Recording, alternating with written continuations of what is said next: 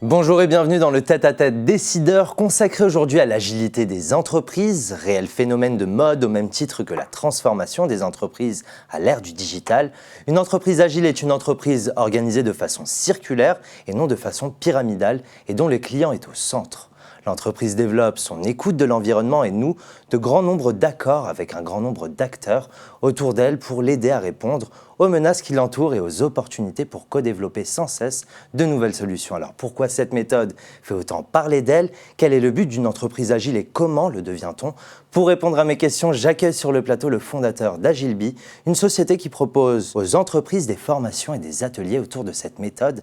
Patrice Petit, bonjour. Bonjour Imad. Alors première question qui me vient tout de suite à l'esprit, que proposez-vous au sein d'Agileby et quel lien peut-on faire avec votre symbole, votre mascotte, l'abeille? Agileby, c'est une entreprise qui se focalise sur le coaching, la formation, la facilitation et l'entraînement. Donc on a 4 métiers on fait ça historiquement depuis 2005. C'est la première entreprise dédiée à l'agilité en France, 100%.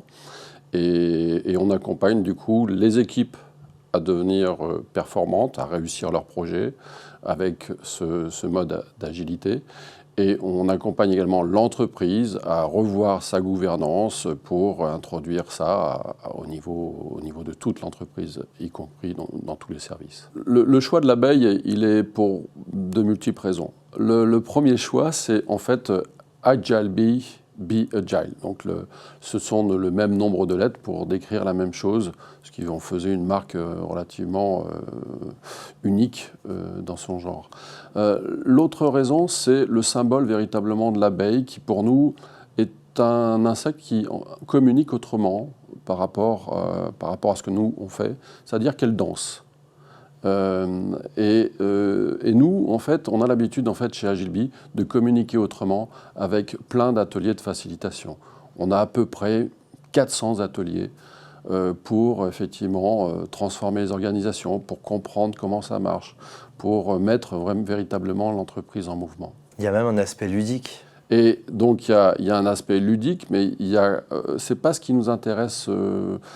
Oui, le fun dans l'entreprise, c'est quelque chose de très important, mais ce qui est intéressant, c'est l'efficacité de ces réunions, parce que en 1 à 2 journées même d'activité qu'on peut faire avec un groupe, on peut créer des produits et lancer véritablement une grosse dynamique sur la création de très, très, très gros produits. Et c'est sans rappeler votre slogan « Be Agile ». Be Agile, voilà, Agileby. Alors Patrice Petit, au départ de cette aventure, était-ce compliqué d'évangéliser justement les entreprises? Il y a un véritable changement de culture lorsqu'on commence à rentrer dans l'agilité, parce qu'on va commencer par une équipe, ça fonctionne, une deuxième équipe, ça fonctionne toujours, et la troisième, on voit qu'il se passe quelque chose qui bouscule un petit peu l'entreprise tout entière, ou du moins un département dans un premier temps. Donc il faut retravailler, bien évidemment, avec le manager pour expliquer que lui aussi, il doit passer en mode agile et se poser cette question: que signifie le mot agilité pour mon job en tant que manager? Donc on va revoir à ce moment-là du leadership à son niveau et plein d'autres concepts qui va lui permettre de fluidifier le travail et de gagner en performance et plein d'autres choses en termes de qualité de vie des employés. Alors Patrice Petit, quelles sont les conditions, les moyens, les outils à adopter, à mettre en place pour devenir une entreprise agile? Si je m'arrête dans la question, c'est tout simplement parce que ce n'est pas une histoire d'outils, déjà. On est en train de parler d'humains. Si vous voulez réussir des projets, il faut faire en sorte qu'une équipe fonctionne. Donc c'est de l'humain, ce n'est pas de l'outil. Donc on a tendance à essayer de dire on va privilégier plutôt les individus et leur interaction plutôt que les processus et les outils.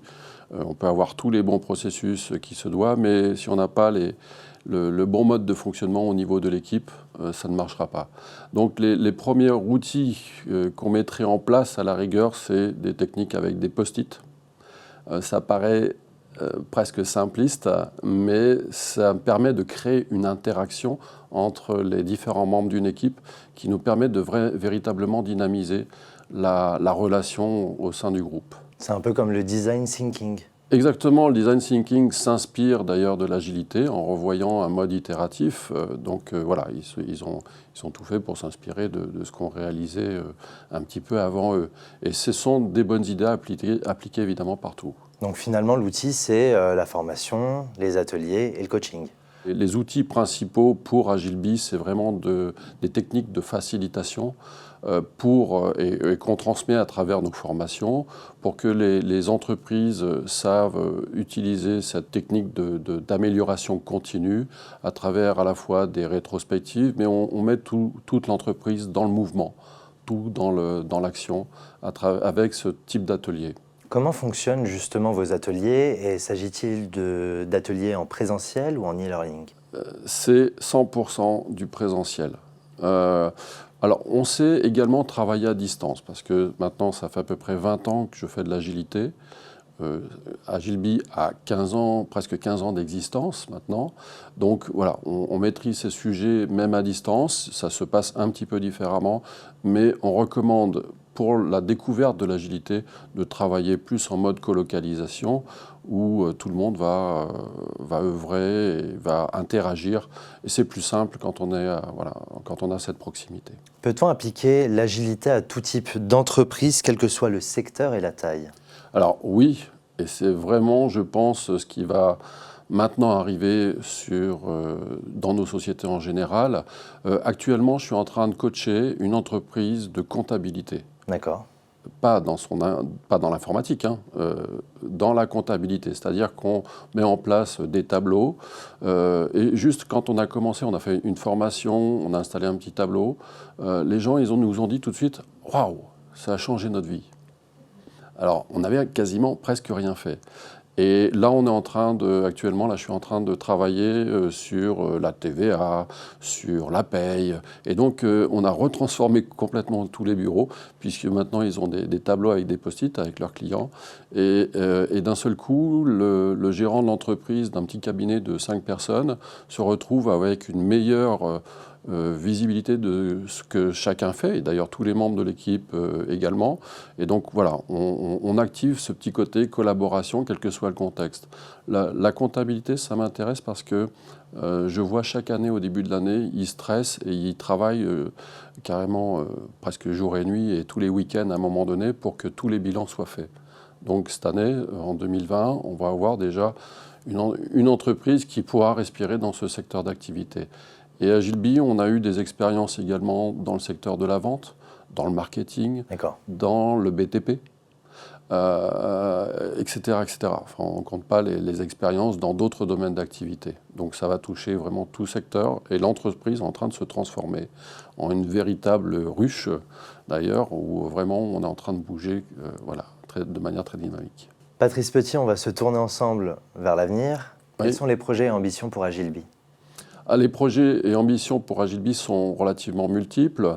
Déjà, c'est de développer le coaching agile, puisqu'on est l'une des rares entreprises en Europe et dans le monde à proposer des cycles de formation de 15 jours pour nos coachs qui vont transformer ces organisations. Et puis, on s'attaque à 2 secteurs également très intéressants, qui est l'éducation agile. Donc on a des compétences assez intéressantes au niveau pédagogique. Moi-même, j'enseigne de temps en temps dans quelques universités, mais on a des techniques comme Training from the Back of the Room qui permettent véritablement d'avoir un autre type de contenu pédagogique. Et puis en février, là, je vais intervenir dans une école parce qu'on a trouvé une équipe qui était en rupture avec une classe. Et ça m'intéresse. Comment coacher une équipe pédagogique ? Et comment emmener les élèves à proposer également des améliorations dans la façon de fonctionner dans l'école. Et donc on travaille avec un proviseur actuellement, ils ont un degré de liberté énorme dans les écoles et ça m'intéresse. Après, il y a aussi au niveau société agile, là c'est plus à titre personnel que ça m'intéresse. Pour moi, on est en train de discuter, de mettre en contact des politiques pour voir comment rendre cette société plus agile, donc plus humaine. Vous aimez les challenges et c'est top. Merci beaucoup Patrice Petit d'avoir accepté mon invitation. Merci. C'est la fin de l'émission, merci de nous avoir suivis. Quant à moi, je vous retrouve très prochainement pour un nouveau numéro du Tête à Tête Décideur. À bientôt.